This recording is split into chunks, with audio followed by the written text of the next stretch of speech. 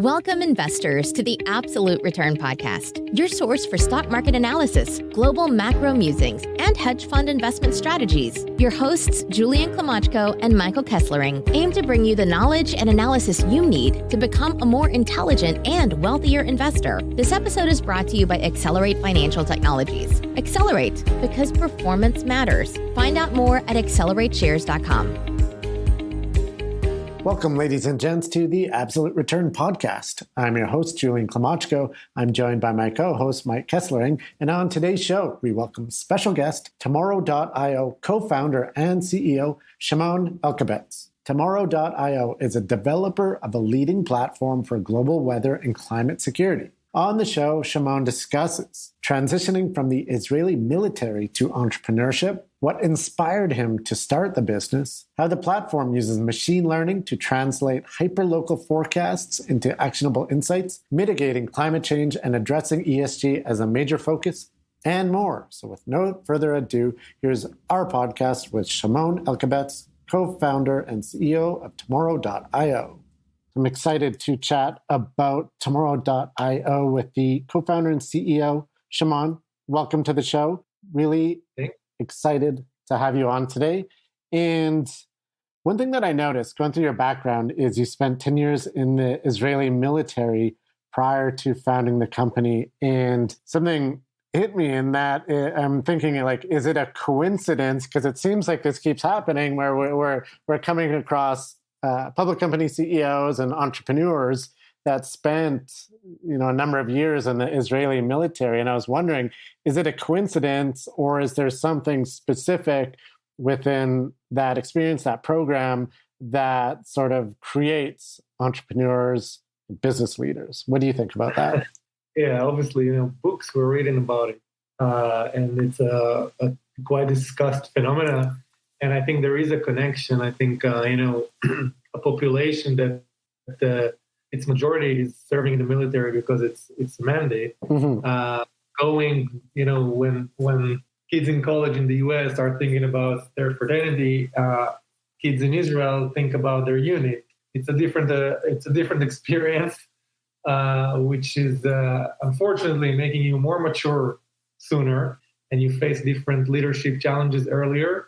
And I think it's just, if I had to name one thing, it makes you feel like you can achieve things if you set a goal and you go after it with discipline. And maybe that's one area.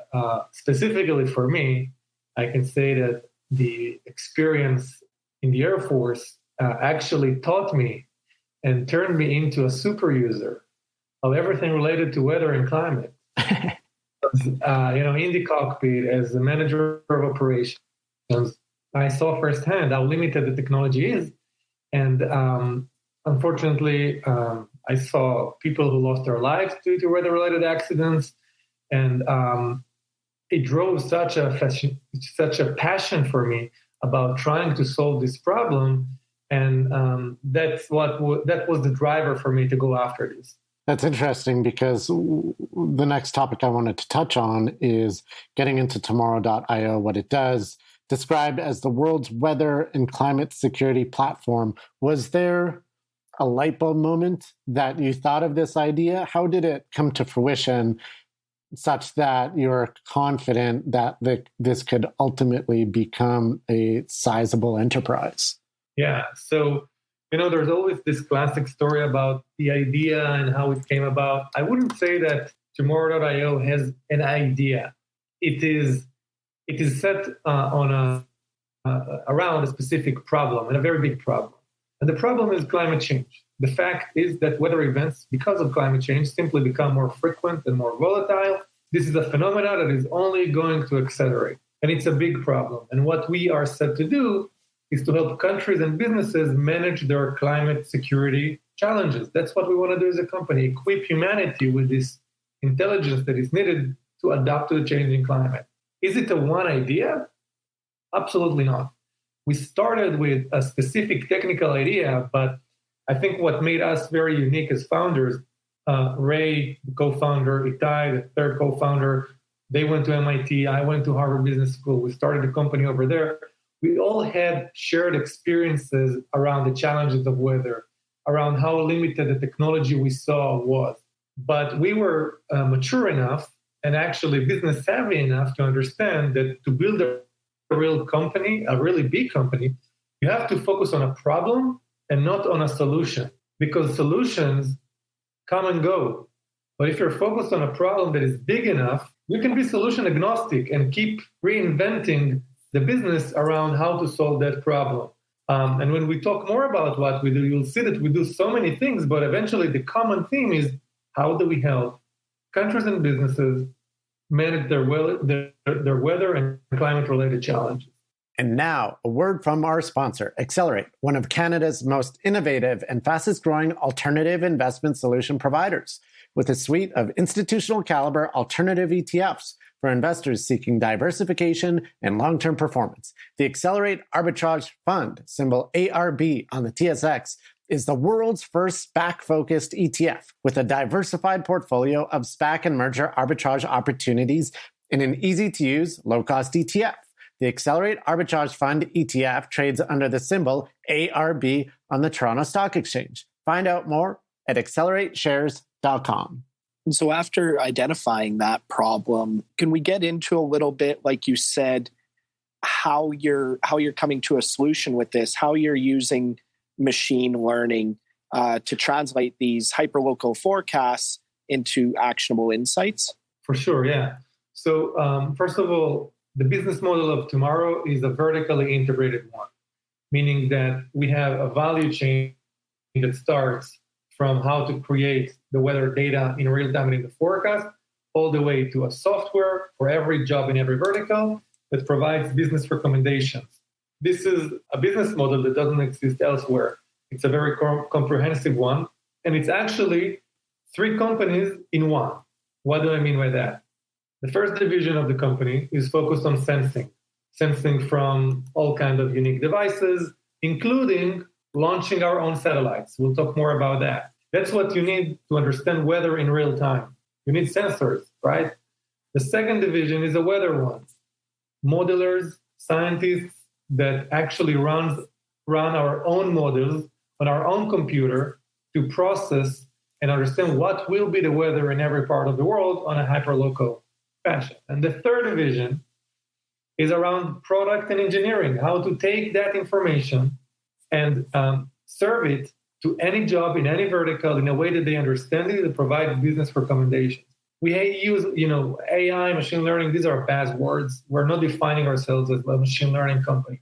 Do we use machine learning? Absolutely, in all kinds of pieces, in the models, in the insights. But again, going back to my first comment, we're not focused on a technology.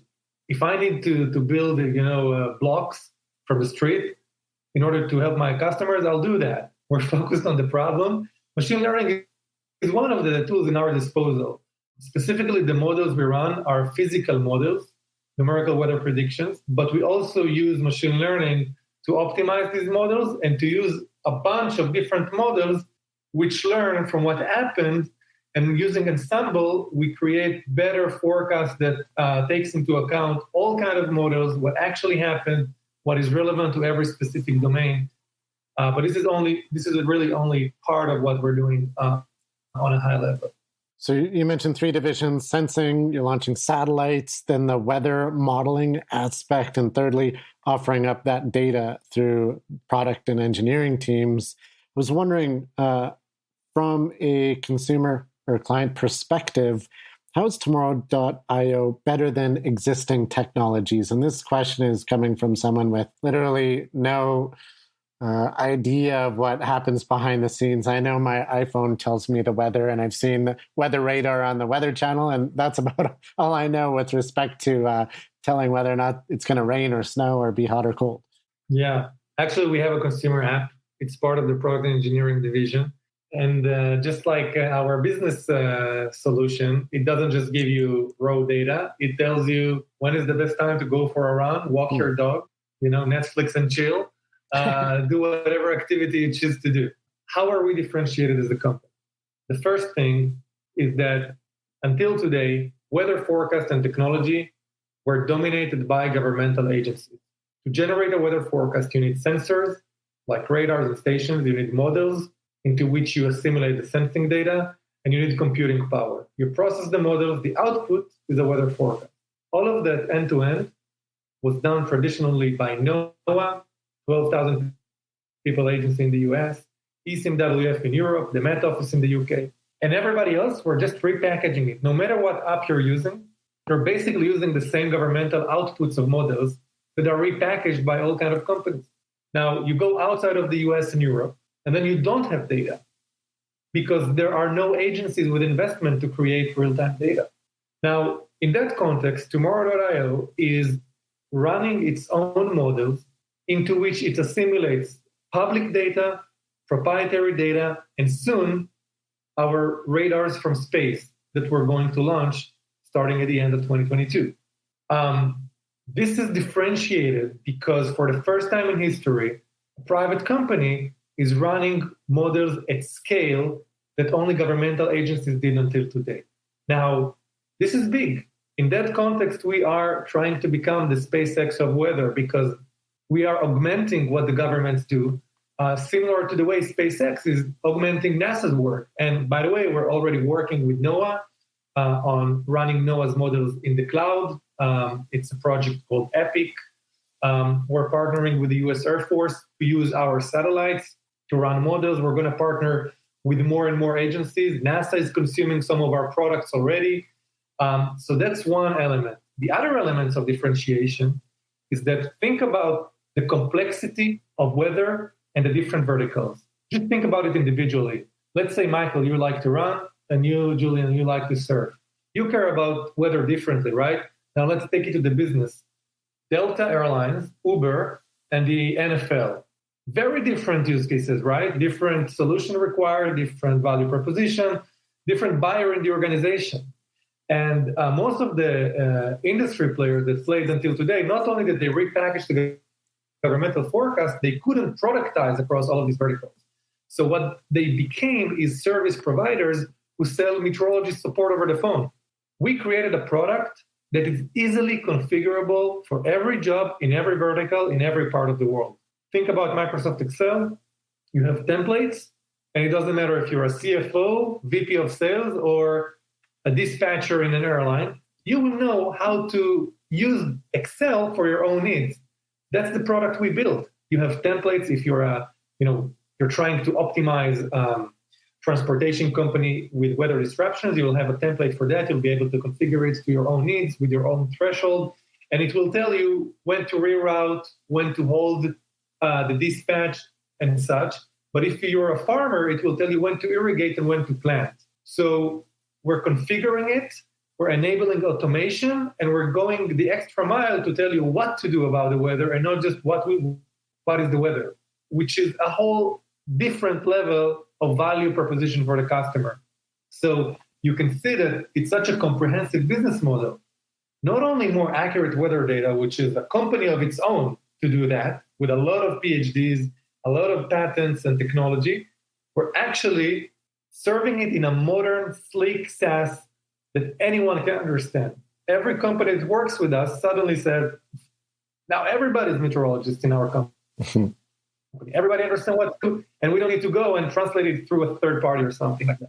Right, and you did mention several of your customers, Delta, Uber, NFL. I was wondering, could you list the specific use cases in which, or the reasons why they've signed up for your platform? What benefit does it provide to them? Yeah, so let's look at, for example, utilities, right?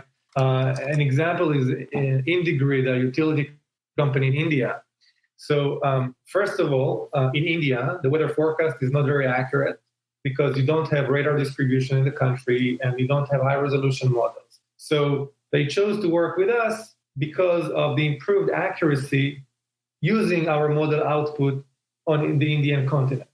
But when they started working with us in April 2020, they didn't envision that a month later, in May, they would see the largest cyclone in the last 20 years, Amphan.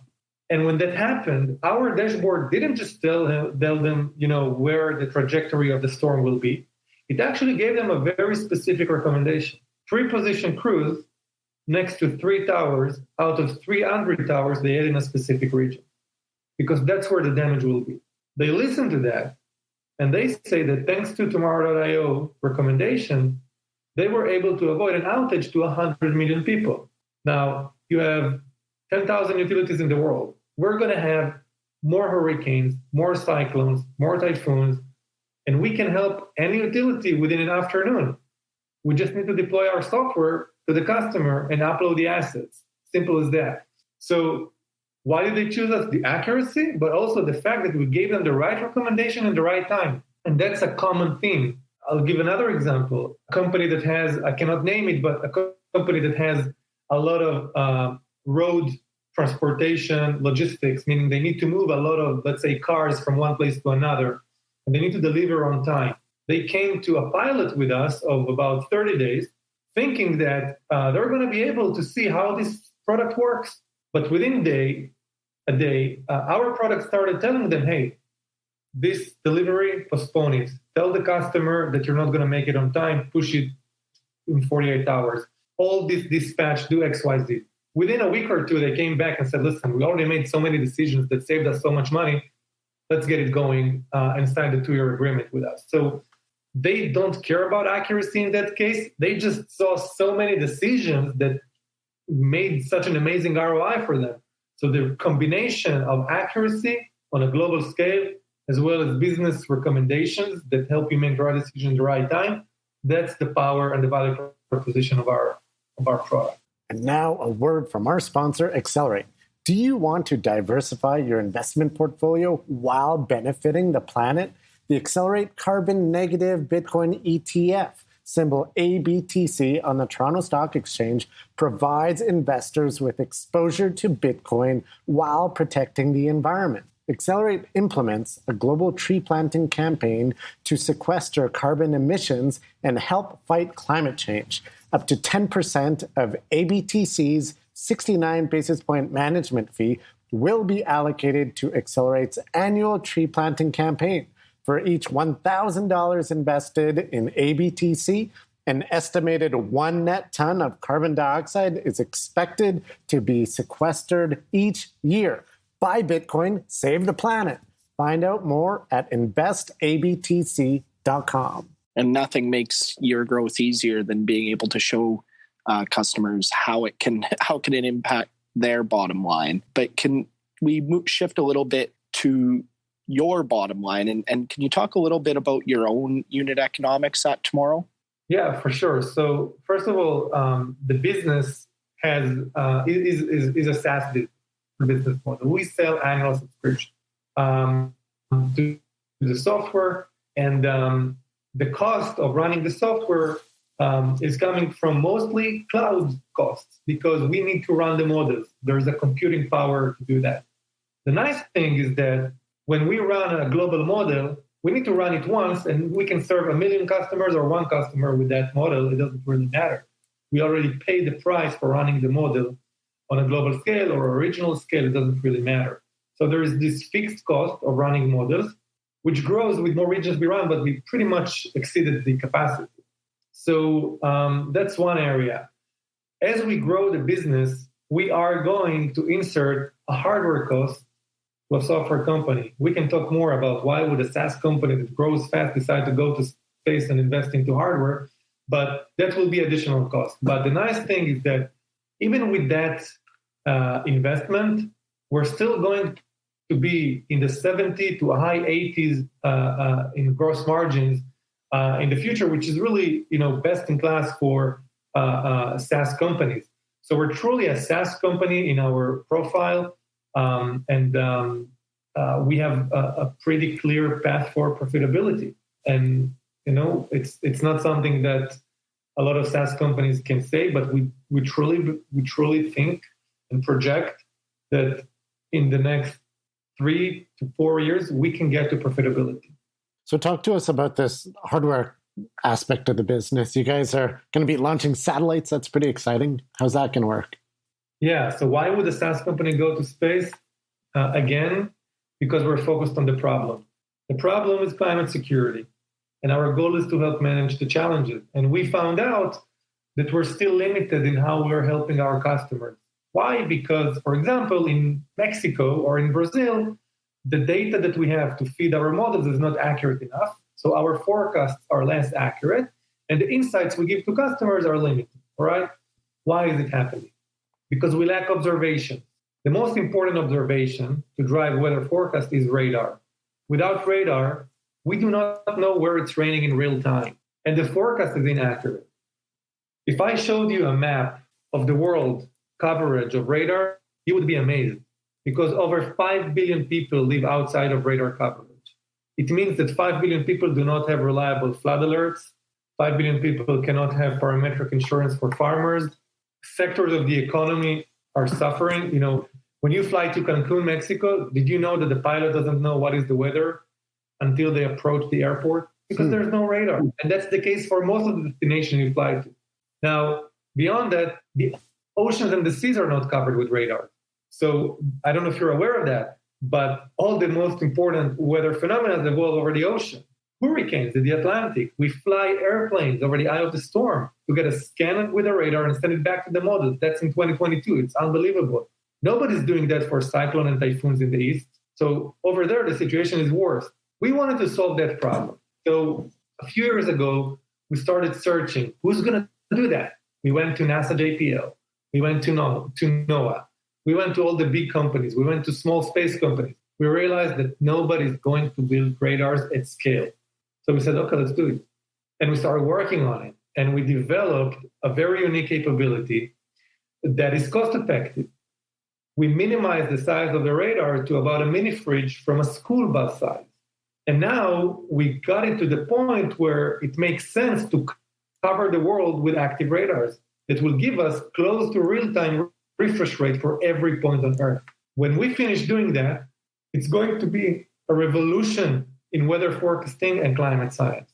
I would say it can be the equivalent of GPS for weather, because no airline will allow itself to take off from JFK to London over the ocean without using it.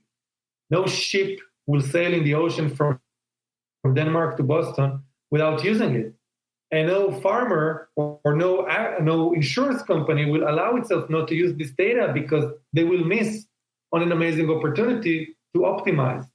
That's why we did it. It's a huge impact. It's a huge mission. It's a once-in-a-lifetime invention. And we were able to do it at a relatively low cost in a world where, everybody printed so much money, and it goes to ad tech and travel and what I call P2P, privilege to privilege solution.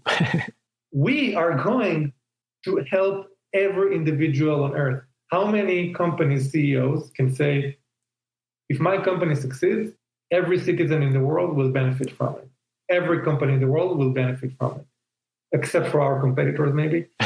But it's huge. It's huge. So when you see something like that, you stop thinking like a VC, like, oh, this is a SaaS company, it cannot do hardware. No, who cares?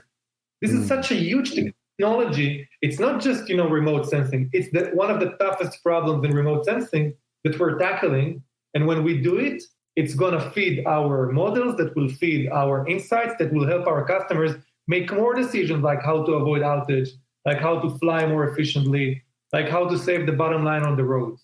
That's why we did it. Yeah, they say that as the climate changes, we're having more extreme weather patterns, natural disasters. And you mentioned the hurricanes in the southeastern United States and the Caribbean, and they just caused billions and billions of dollars in damage. So I'm surprised that no one has really tried to solve that problem before you guys, but looks like you're on it. The other interesting point you made is that the combination of both the software and the hardware, we're seeing that more and more often these days. If you look at electric vehicles, for example, in autonomous driving, you need to build that hardware such that you have the correct data being fed into the software. So that certainly makes sense from my perspective. And you guys got big plans. I mean, launching satellites, that cannot be cheap. You guys did announce in December going public, raising some capital there. So I was wondering if you could get into the details of that transaction and why you chose to merge with Specpine Technology acquisition. Yeah, so generally, why SPAC? I actually wrote a blog about it. So, we're not trying to follow trends. If we were to follow trends, we wouldn't do it. We actually went through the PIPE process in probably one of the most difficult times to do so. Right. We are doing it because of the following reasons. This company is doing something so historic. It's a high-growth SaaS business with deep technology, but one that tackles every element of ESG and that is going to create a huge impact in the world. And we need the brand recognition. We need to be public, and I believe that such company needs to allow everyone to support it.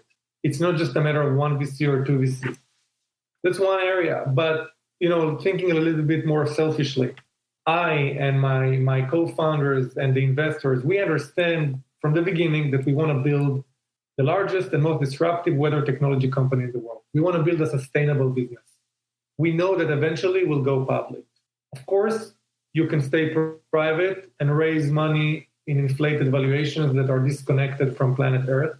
But what's the end game? Just look at what happened in the market in the last few weeks to all the SaaS companies. Mm-hmm. Valuations dropped significantly. So I can keep telling myself that I'm a multi-unicorn or whatnot, but what's the point? I mean, I want to build a sustainable business. And we found a great opportunity in doing it now with the right partner, which is Specpine Technology. First of all, they're supported by, the sponsors are from Amtrust Financials, great group of people. We have great understanding, and they believe in the vision of the company. And they knew the company. They're a customer of the company. And I believe that they can add a lot of value to our board. Their SPAC size is sizable. We'll have enough money to execute on the plan and get the company to profitability. And lastly, I would say we are long-term oriented. So we don't think about the next quarter or the next 2 quarters. We understand exactly the value that we create. We know that this transaction will fund us all the way to finishing our mission and going beyond it and turning the business into a big sustainable business. So from our perspective, it gives us the ability to mature the company, take it to the next step, show more credibility in the market, increase the brand awareness with great partners. And that's why we decided to do it. Now, some details behind the going public transaction. So $75 million PIPE financing, and some high-profile investors behind that at $10 per share, $729 million enterprise value, and an estimated pro forma equity value of $1.2 billion. So what has been the feedback from investors thus far about you guys going public? I mean, pretty positive. And I think just like your reaction, people are enthusiastic about the mission of the company. They see the great customers that we have. I don't know if it's true, but there's a scenario where we are the first company to go public in the US that is solely focused on weather and climate. That's our key mission. In a time of climate change, it's much needed. The desire to see ESG implemented across every public company is also a driver, because what we're doing is helping companies apply and implement ESG strategies. So overall, the reaction is good. Obviously, people ask, why SPAC? Look at what's happening in the market. And obviously, those who asked it got the same answer that I just gave you a couple of minutes ago. But overall, people are cheering for the company. Because again, if we're successful, it's good for everyone. That's great. And you mentioned the mission in talking about mitigating climate change, addressing ESG. Do you see that as a major focus of the company? Is that, what you guys are all about is helping other companies mitigate the changing climate and increasing their ESG credentials? I think it's everything. It's not just, anecdotal point. It's everything, because climate tech is about 2 things, right? It's about climate mitigation, net zero, and climate adaptation. The reality is here. How do we deal with it? How do we adapt to the new reality? There is no other company that I can think of that is so strong on the adaptation piece. Our solution is helping every company implement a strategy to minimize the damage and the volatility of climate and weather. Now, we believe that climate security will become the new cybersecurity. Just like every boardroom is thinking about IT risk and exposure, boardrooms will start thinking about their climate exposure. Now, disclosing the risk, like what the SEC is about to mandate, is not enough. Imagine that I would say, hey, I have a risk in this server, but I wouldn't do anything about it. As a CEO, I would have been held accountable. Similarly, if someone is seeing a risk, we can help manage it. You cannot sell your entire portfolio of real estate in Manhattan this afternoon. You cannot also build a wall around Boston this afternoon. But guess what? You can put a software in place. And that's what we're doing. And, there's a lot of greenwashing around ESG. Yeah. When you look at ESG indexes, you find big tech companies and, unrelated to ESG. Yeah. I think that funds that really look for companies that not only rank internally on ESG, but actually focus on environmental impact, on social impact, on helping boards put governance systems in place to manage the risk, we can be the poster boy because we're for-profit, high-growth SaaS business with crazy deep technology with patents, and also doing good with our impact on every element of ESG. So definitely, we look for investors that believe in that. We look for customers that believe in that. We look for employees that believe in that. And I think that it's part of why we exist, honestly. It's interesting, the notion of climate security, and I'm sure that will only become more prevalent in the future. And then ESG, it's obviously a huge theme for investors, and increasingly so. More and more focus on the E aspect, the environmental aspect. So you guys seem like you could become one of the key players there, because as you indicated, you look at these ESG indices and there really isn't a lot of expertise. Quite a few of them are just not oil and not tobacco, and that makes you ESG. But I digress.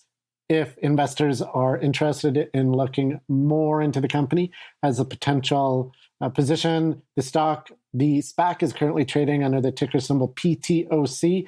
The business combination is expected to close in the first half of 2022, in which you'll change the ticker symbol to TMW. So that's Tomorrow.io. Shimon, thanks so much for coming on the show, talking about the business, how you came up with it. And it's a super cool business model. I like seeing that innovation, and I can tell you're very passionate about addressing these climate risks and making things better for those trying to deal with climate change. So thank you very much, and we wish you the best of luck. Thank you so much. It's been great to be here. All right, take care. Bye, everybody. Thanks for tuning in to the Absolute Return Podcast. This episode was brought to you by Accelerate Financial Technologies. Accelerate, because performance matters. Find out more at accelerateshares.com. The views expressed in this podcast are the personal views of the participants and do not reflect the views of Accelerate. No aspect of this podcast constitutes investment, legal, or tax advice. Opinions expressed in this podcast should not be viewed as a recommendation or solicitation of an offer to buy or sell any securities or investment strategies. The information and opinions in this podcast are based on current market conditions and may fluctuate and change in the future. No representation or warranty, expressed or implied, is made on behalf of Accelerate as to the accuracy or completeness of the information contained in this podcast. Accelerate does not accept any liability for any direct, indirect, or consequential loss or damage suffered by any person as a result of relying on all or any part of this podcast, and any liability is expressly disclaimed.